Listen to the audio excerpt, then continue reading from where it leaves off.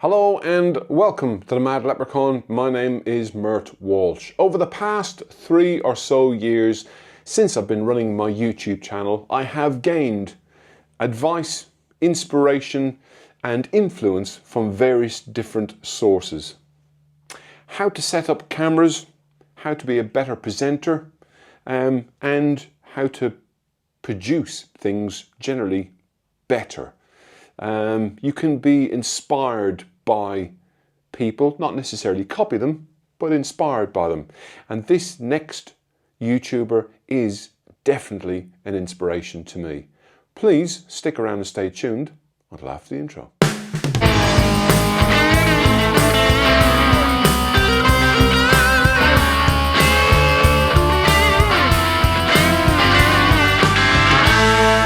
Dave Perry, Really Good TV. And it's really good to be here, man. Yeah. Thanks ever so much for your time. It's lovely to get under a bit of shade for the afternoon. I was absolutely crisp. I know that you're officially a plastic paddy. I can say that because I'm Irish. Yeah, that's right. You have been inducted into the... Do you know what the weirdest thing is, right? Now, I know you're properly Irish with green blood and everything, but I think I sound more Irish than you. And I'm English. Did actually say this to me this morning. I'm from Newcastle. This is true. From Newcastle upon Tyne. I've actually spoke to an Irish guy recently on my travels, and he said, oh yeah, I followed that Irish guy, and I thought, oh, there's someone in Ireland doing the same thing as me. Who's that? And he went, Dave Perry, and I went, you know, he's actually not Irish. Yeah.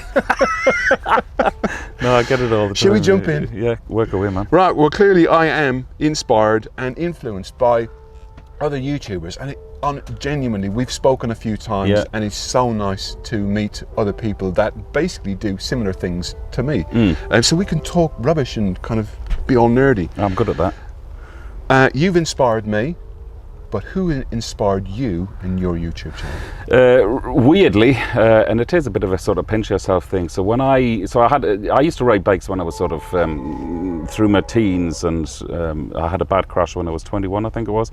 Got out of bikes for like 30 odd years, and in COVID times when I was 50, first of all, I'm a bit of a singer as well, right? I'm not sort of throwing that out there for any other reason for what I'm about to tell you. Tune. So I like to do something special on a big birthday. So when I was 40, I went on the X Factor. All right? Did you? Yeah, I did, yeah. Now, that's the end of that story because it didn't work out too well. But when I was 50, I thought, I'm going to get back into motorbikes. So I started watching YouTube, as we all did in COVID times anyway. And the likes of Andy TMF and Richie V and then Bruce as well. So they're the big guys on YouTube. Yep. So I started watching all of their stuff and thought, oh, this is it. The deal is done. All I need to do now is to buy a motorbike and get back out there and do this. So I thought for somebody like an age and a half centurion, as I like to call it, an aged man like myself who's getting back into bikes after having that gap, I thought, why don't I document it as well? You know, so I'll set up a YouTube channel. And that's 4 years ago. Actually 4 years ago last week, since I posted my first video on YouTube. Right. So that's how I got back into it, and that's who I watch, and I still do. There's loads of new YouTubers coming through all the time, and there's some serious talent out there as well. You know, so no, it's good. It's good. What advice would you give someone starting a YouTube channel? The same advice which was given to me, and it's a bit of a cliche: be yourself. When I started doing my YouTube stuff, I thought I needed to present it. I thought I needed to be a presenter, and I can even tell now, looking back at my first videos, that I was even trying to change my accent a bit. You know, because I didn't like the way I sounded, especially when I was editing. I mean, it's a natural thing when you're sitting editing yourself at home on the computer. You don't like the way you look, you don't like the way you sound. And I sort of got to half a dozen videos in, and I just thought, you know what, feck this. You know, who am I doing this for anyway? I'm doing it for me. It's a thing I wanted to tick off the list, sort of thing. So it was unbelievable when I started being me, how quick the channel sort of took off then, because I wasn't trying to pretend to be somebody else, you know. So that's the that is it. Be yourself, 100%. In the long term, do you think YouTube creator can make a living from YouTube alone? Unless you're really lucky, all the planets have to align, really. I mean, there's a lot of guys out there who are doing very well. However, in our tiny corner of the internet, motovlogging on YouTube, I'm not sure many people could sustain a full-time job just doing that. I think there has to be a few other strands. I mean, when I look at, you know, the likes of Richie and Andy and Bruce, you know, with massive amounts of subscribers. Like, I've been going for 4 years, so to get up to that level at the rate that I'm growing, which is about 3,000 subscribers a year currently. 3,000? Yeah. I'm still on 1.5. I haven't even got to 1,500 yet, but there's reasons why my channel stalled, but I'm rectifying that at the moment. It's not about me, it's about you. I'm intrigued now. I'm intrigued now. But no, so the short answer to that question is, if the planets align, and you know, then of course anybody can make it work. But motovlogging alone, I'm just not sure. I don't know who does. Well, Andy, I suppose TMF does it full time. But everything has to. I think be you lined have up. to have the right temperament to be able to be in it and be as committed as he is, and he is committed. Yeah. But like both you and I both have jobs outside of. That's right. Yeah. That's right. Do you look at the stats on YouTube Studio, and if you do, how do they affect you? Yeah, so I have a little rule that when I release a video every Saturday morning at 8 o'clock, I'll monitor it through the day just so I know if it's working, that video. And hilariously, my second most successful video in 4 years of motovlogging was the first video I ever produced. And the first most successful video is a video I made all about how to mount the Insta360 X3 camera on your motorbike. So I look at the stats for a day and then I think, no, I've got to get out of this because I'll just get too hung up and I'll be sort of beating myself around the head with a stick. See, something that I think that I really appreciate on your channel that you did was, and you're going to have to remind me what you called it, the monuments or the sculptures. It was a brilliant series. Series. Funny enough, that got so much recognition in Ireland that the state broadcaster RTE Radio Telefísión. That's exactly it. You know it well, being Irish. So they wanted to take it on as a TV series, not with me presenting. We had a famous Irishman who also rides motorbikes lined up to present the TV series, but I was going to shoot it and direct it. So we went through all of the process, the funding and whatever else, and it fell down right at the last hurdle because of money. Funding. But yeah, that got massive amounts of recognition, and it's something. Like anybody in Ireland riding around or driving around the motorways and seeing all these fantastic sculptures dotted around everywhere. They're incredible, but there's a story behind every one of them. And I think I was the first person to sort of unearth those stories. And I'll be doing more of them as well, by the way. I've a bit more planning. And we were chatting about something that I thought you should do, but I think based on the conversation you and I had earlier, I am going to do it. Good man. That one. I'm delighted. I think I will. Yeah, watch this space because it's a fantastic story. How do you deal with negative comments? I block them. Done. You're out of here. The big red cross. You're gone. Occasionally I get sent this thing from YouTube, you know, asking how they're dealing with negativity and are you happy with negativity? And do you get much? No. No, but we all get an amount. There's a filter on YouTube now when every time you upload video, you can press the button to say that it'll filter negative comments. Okay. You know, so no, I haven't had much at all, you know. How do you gauge though what a negative comment is? Because a certain amount of negativity, I think, is kind of good because it keeps you real and grounded. And I think because if everybody tells you that you're wonderful, then you will think you're wonderful. So if you let a certain amount of negativity in, you take it for what it's worth, because like Richie was saying earlier, you don't know how it was written. And sometimes you engage with them, and sometimes it's fine. I don't engage with them, I go, thanks ever so much, wonderful, and move on. And then if it's really nasty, I just go delete and block.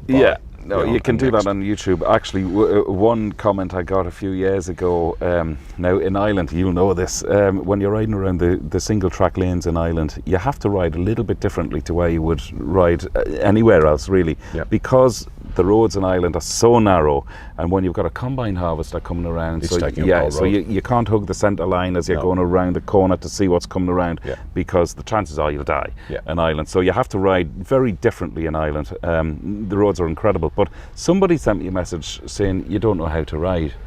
And it was at that moment I was going through a bit of a tough time with personal shit going on in my life. And it just triggered, when I read it, it just triggered something. So I wrote him a message back, and I said, you need to be more careful sending messages like this. You don't know what I'm going through at the minute in my life. Yeah. I'm actually experiencing a very tough time. And he sent me a personal email back and said, I'm really sorry. I sent that message when I was drunk. Oh, wow.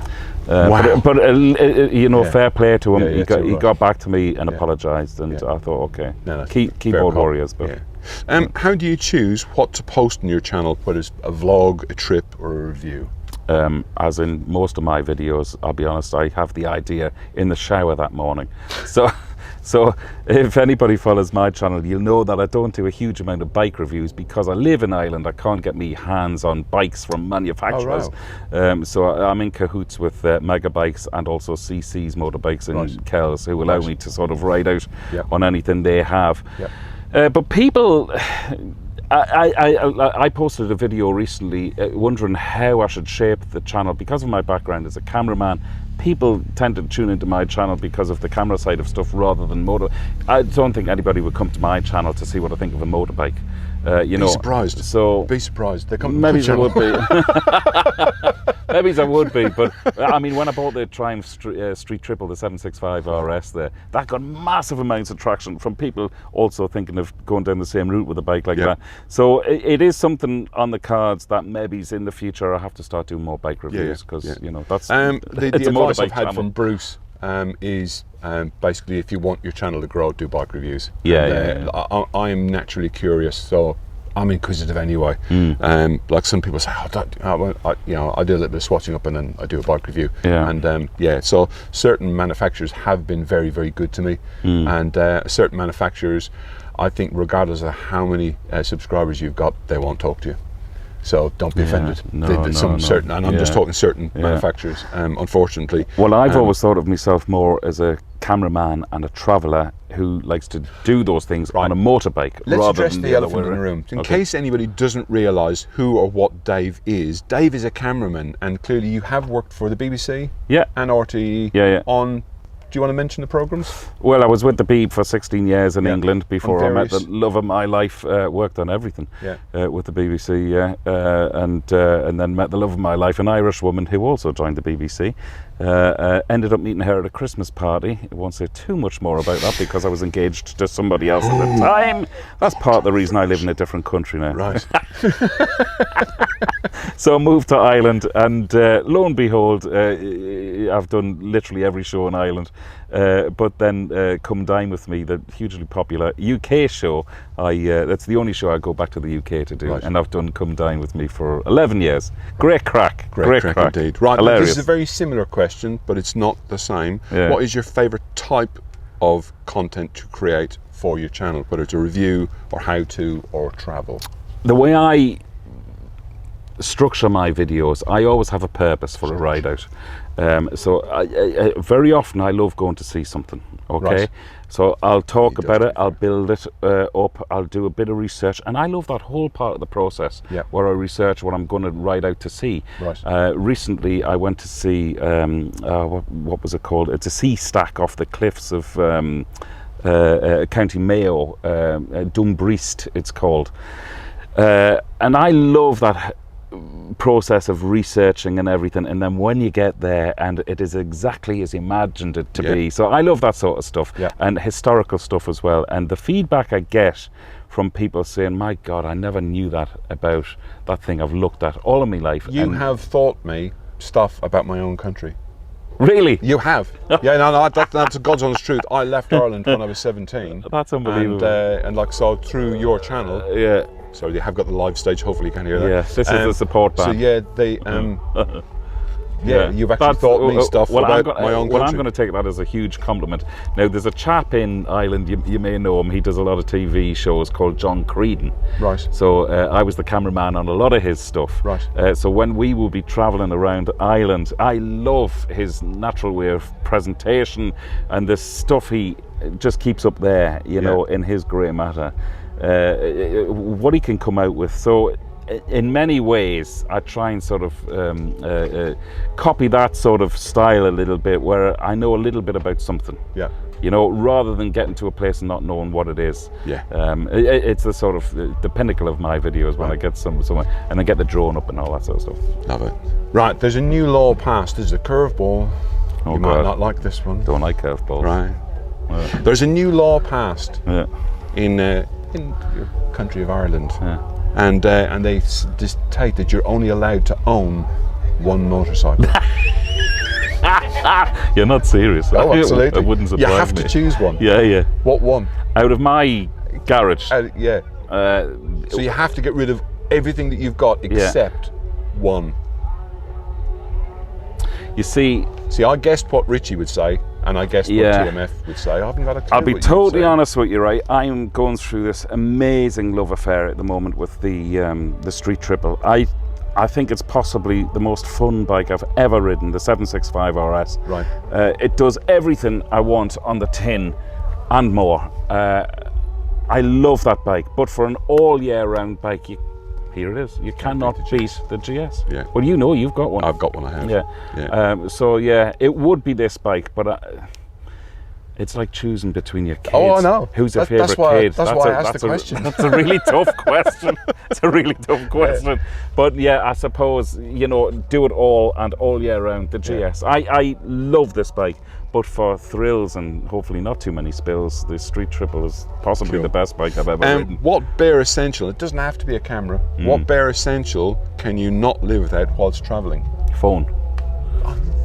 Okay. Absolutely phone. Okay. Without a doubt. So when I go out and do my research on places that I'm going out to do vlogs on and everything, I have all of my backup notes there. I have a checklist, even coming here this weekend. I hope you're not reading the questions. Because of the age I am, I need to do checklists now of what to bring with me. So the phone, you can't be a traveller or a vlogger certainly, or a YouTuber or whatever, unless you've got a phone. No. And actually now the cameras on the phones are so bloody good. They're just unbelievable. So I'm sure in the near future it'll get to the stage where I'm using the phone to shoot everything as well. Because you can plug radio mics into your phone as well now. Really? Yeah. The Rode wireless Go system and the DJI Mic 2, they come with leads to plug into your phone now. Wow. So it won't be long before I start experimenting with that. Right, can you name one gadget you use for creating that you can't live without? Slightly different. One gadget I use for creating that you can't live without. I can't live without. I'm a huge DJI fan. Okay, GoPro. There's a trend forming here. GoPro let me down so much. Both professionally and amateur-wise. Channel and professionally and in the YouTube world. And anything DJI bring out at the moment, and I'm not sponsored by them, I've reached out to them so many times because I know I could have sold hundreds of their cameras, but they haven't even got back to me on an email, which is fair enough. I still love the products they make and I think they're incredible. But anything they seem to bring out, they've listened to their market, to their customers basically, and they've improved on what they've already brought out a year ago. So the DJI Action 4 camera at the moment is just streets apart from GoPro and basically because it works. Doesn't freeze, doesn't overheat, it doesn't crash out a record, you don't lose your sound files. It works. I made a TV documentary years ago using GoPros in Ireland for RTE, and it was called Vitamin C, and it was about people sea swimming. So it was a clever title, Vitamin C. And basically what people get out of sea swimming was spent a year shooting it all the way around the island of Ireland, and all of the underwater stuff are shot on GoPros and failed constantly. And because of the nature of the show, it was people who were nearing their end of life, you know, getting one last kick out of life by going sea swimming, and it was horrendous what happened with the GoPro. It failed every single time. Such a shame. And I wrote a letter explaining this to GoPro, and I got back the copy. I got back the normal copy and paste answer that they give to all of their customers. Did you format your card? Did you make sure your batteries were full? And I just thought, that says it all. I mean, saying that to me, that's one thing, because I'm not a cameraman and I am a hobbyist. Saying that to you, different. No, that was me done with GoPro. Favorite camera, and how many cameras do you use when you travel? Right, this is a very interesting thing, which is why I was saying I think I'd love to whittle. I'm always talking about making it smaller when I go out. I'd love to just be able to do. Hey! Actually, on that note, I need to book my hospital appointment to get 2 inches taken off it. So, favourite cameras, absolutely DJI, massive fanboy. Before your SD card filled up, we were recording on a DJI Pocket 3. That's an amazing camera. In fact, I'm doing Route 66 in September and October, and I shall be taking the Pocket 3 as the main interview camera. And the fact that it has a built-in receiver which picks up the new DJI wireless mic. I've got one here somewhere. It's just phenomenal. It's awesome. Yeah. So, you know, they are really improving every time they bring something out, rather than when GoPro brought out the Hero 12, and basically all they'd done was to put a slightly different size sensor in, but put a blue fleck on the case around it. I'm not a fan of GoPro anymore. No. Done. Me. And if I could afford it, if my channel could afford to change cameras, then I would, and I would go DJI. What is next for your channel? Any big ideas? Well, I'm doing Route 66. That's going to be a huge one, so I'll probably produce 6 videos out of that. And I'm really thinking that I need to tap into the Megabikes shop in Dublin and CC's in Kells and start riding out a few more bikes. Another thing, because you're sort of gauged by the messages you get from people who watch the channel. So another thing I'm going to do as well is maybe start some sort of masterclass in terms of filming, camera, editing, sound. Second channel? No, it'll be the same channel. I definitely will not be setting up a second channel. It'll be all integrated within the motorbike thing. It's nearly a full-time job already, you know. So no, I'll keep it all into the one channel, but I'll mix it up, so you know there's still variety there. I think variety is the spice of life, so to say. So I'll have to keep that. How long does it take you to edit a video? Because some people say, oh, you just fucking bang. So and this is again is something I'd like to talk about in the masterclass. So I maybe shoot, because of what I do for a living, I shoot a little bit differently to most vloggers. So I only sort of turn the camera on when I have something to say, or when I have something to comment on, or or when I'm passing a sort of particular landmark. So it's quite easy on a normal ride out, a normal vlog. You know, I can have it edited within 2 hours.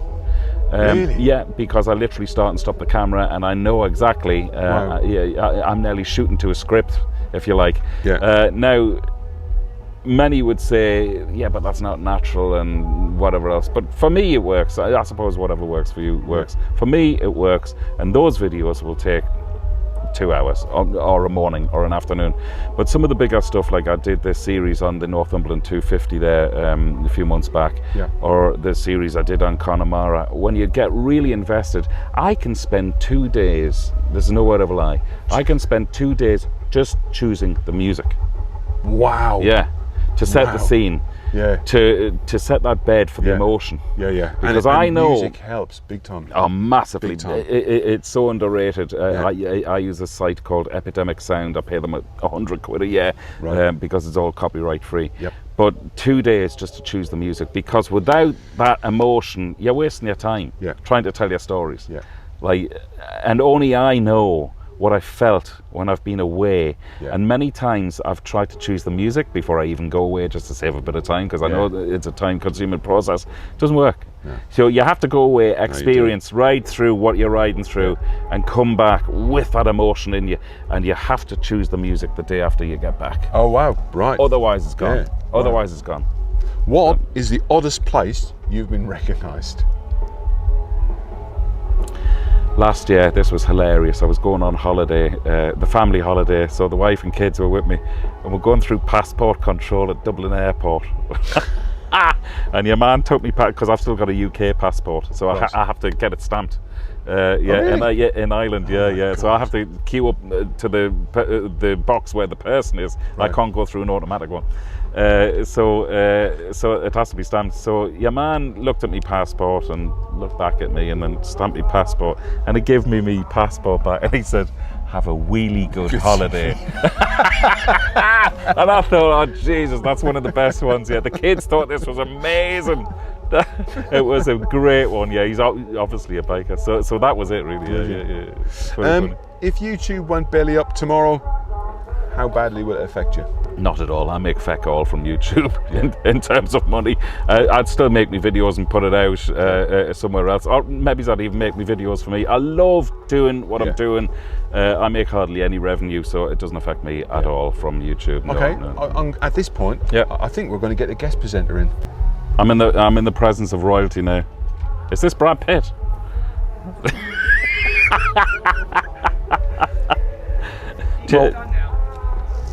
I was asked to ask you a question. Go on, it's taken me a while to come up with one suitable for a man of your caliber and expertise. All right. But you know, I'm terrified. I respect you greatly, mate, because of what you do for a living and just being the general, really nice guy that you are. Yeah. And you know, I think we've become really good friends. Yeah, we have. Yeah, we have. The question is, and it's a serious one. Yep. No, I'm nervous. I'm married, by the way, with kids. Okay. Give me a hand. I'm so worried. Who do you think is the best looking, me or you? Well, you're not going to believe this. When I went to the BMW showroom in Dublin to ride the new GS, right, a fella came up to me and he said, and I hope, please don't get offended, right, because it's clear cut for anybody looking at this on the camera, right, but a fella came up to me in the showroom. For anyone looking. But he came up to me in the showroom, and he didn't even introduce himself. He said, "I just got to tell you, Dave, that my wife thinks you're so much better looking than Richie V." And I said, "Well, first of all, your wife needs a new white stick, but I'm absolutely going to take it." So I'm in the process of getting a T-shirt, a T-shirt printed saying, "I'm better looking than Richie V."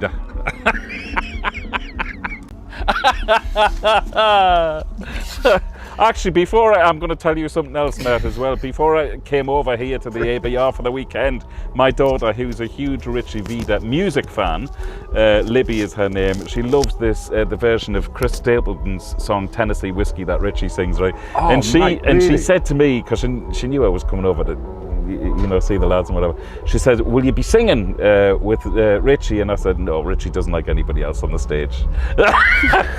2 people and 1 spotlight doesn't work, darling. And on that bombshell, Hey, Dave great Perry, to see you, man. really good TV. Brilliant, It's been an brilliant. absolute pleasure. I've Thank really you ever so enjoyed that much. shot. Yeah. Cheers, That was a good therapy session.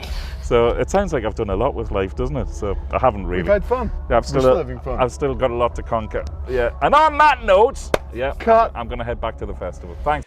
If you have enjoyed this video, please leave a thumbs up. If you haven't enjoyed this video for any particular reason whatsoever, please feel free to leave a thumbs down. Don't forget to like, subscribe. Please do leave a comment in the comment section below, and hopefully I shall see you in the next one. Until next time, people, take care of yourself. Bye-bye.